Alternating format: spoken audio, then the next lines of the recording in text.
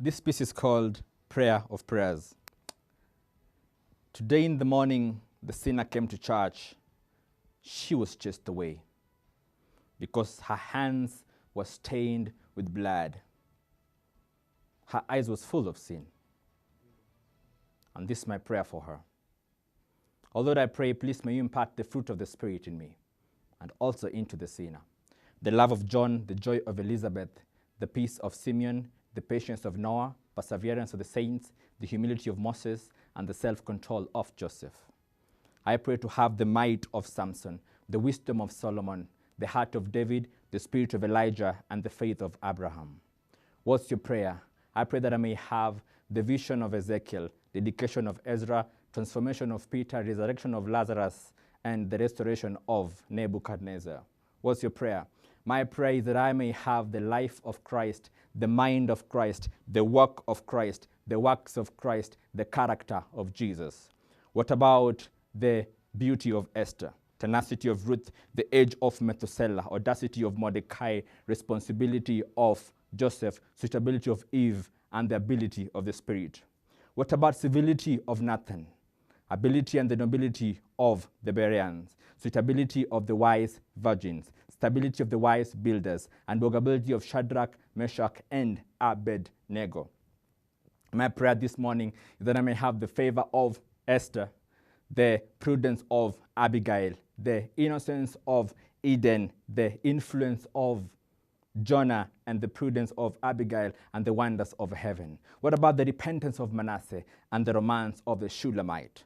My prayer for the sinner this morning is that she may have the encouragement of Barnabas, the inspiration of Ahithophel, the counsel of Jethro, and the advice of Job. My prayer for her is that she may also have the revelation of John, the knowledge of Paul, and the wisdom of the dove, the harmlessness of the wise sons, and the understanding of the sons of Issachar. That's my prayer for the sinner this morning. The second piece that I want to perform is called Me. It's about life, actually becoming a man, and most of the things that we do daily. And sometimes we look at life and we find that it's not very easy. But I want to put in a hyperbole effect, mostly irony, and it's about flirting. So I don't know how you may picture it, but this is how it goes. So tonight I will flirt. I'll flirt with Nancy, Tracy, and Daisy, not forgetting Mercy. Yesterday I slapped Betty because I found Brian in her room. She was trying to make fun of my manhood. I will flirt with her. You see, this is what I'll tell her, that I love you, but deep within myself and deep within my soul and heart, I don't love her. And so I'll tweet her. I'll comment on her Facebook pics and tell her how beautiful she is. I will wink at her. I will tell her how wonderful she is, but deep within, I don't mean it. So I will flirt with Nancy, Daisy, and Mercy, without forgetting Veronica. I will tell her how wonderful she is, but deep within myself, I know she's not wonderful. But what if she says no? I will look at her. I will step on her ego and tell her she's not beautiful, that she is ugly. I will tell her that I'm not going to provide for you, I will not protect you, nor will I be the man in your life. I will tell her how ugly she is, how her breasts are flappy, how her skin is torn with a lot of ugliness and dirt. I will tell her how wonderful she is not because she refused my presence in her. So I will tell her how a man I am. And so if in any case she says no, I will say yes to her. But you see, I'm going to flirt. I'll flirt today, I'll flirt tomorrow, I'll flirt with her and I'll flirt with him because I don't care. I want to see in her, I want to suck the blood within her, and I want to make her know that she's not anything within me that she can make me vaporize. I will make her liquidify the essence on my soul. So if in any case her essence is anything to be by, I will tell her that her presence is not anything for my innocence. I tell her how wonderful she is not, how ugly she is not. I will tell Daisy that I have been with many, and so even today, my 2014 one, I'll make them become even 3,000 more because my 2030 goals are valid. I'll flirt with Nancy. Not only will I also flirt with Daisy and Veronica, but I'll also tell Betty that I'm a man and she can never put me down. So I'm going to flirt with her today at 9 p.m., at 10 p.m., and tell her how her man I am. I'll tell her how wonderful she is and look her in the eyes. But tell her, if she cannot move in with me, then I'm going to crumble and make her self-esteem dwindle. I'll make her dreams not become valid so that I can sell them like soil, make them dirty, and vaporize her to be nothing else like effervescence because her essence is not, cannot be, and even will not be in my presence. So I'm going to flirt. I'm going to look her in the eyes and tell her that I'm a man and that nobody can ever put me down. But wait, is that what manhood is?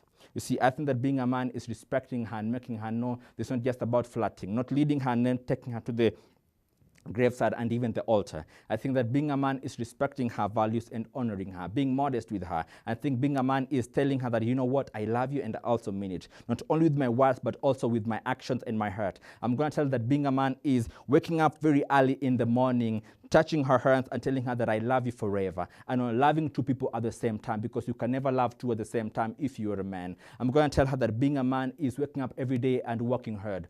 Being a man is having that responsibility and being suitable for whatever thing that God has put you. Being a man is about leadership, about protection, about providence. And being a man is about speaking in her life. So today I want to speak life to that woman, whether you are down, whether you are downtrodden by the flirtatious man. So let the flirtatious dance go away, because being a man is being a man. And I think being a man is being godly.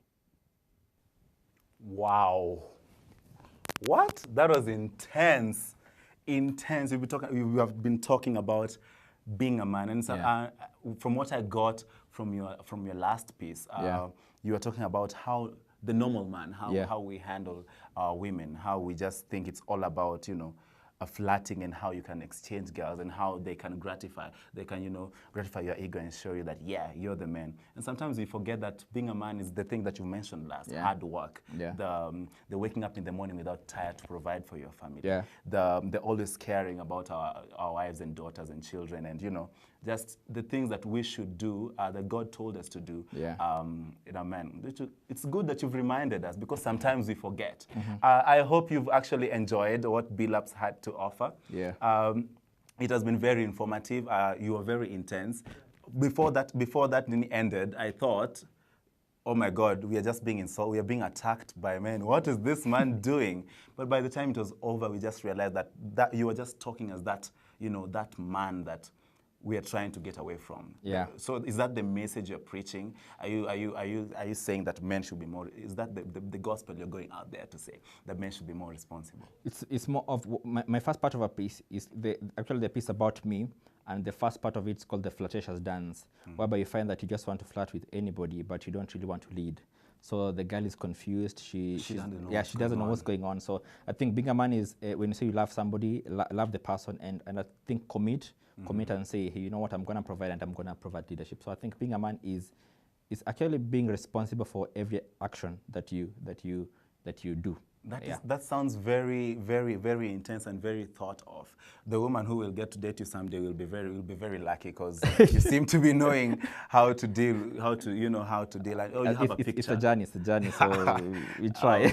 So we sadly come to an end. We thank you for coming to Leo.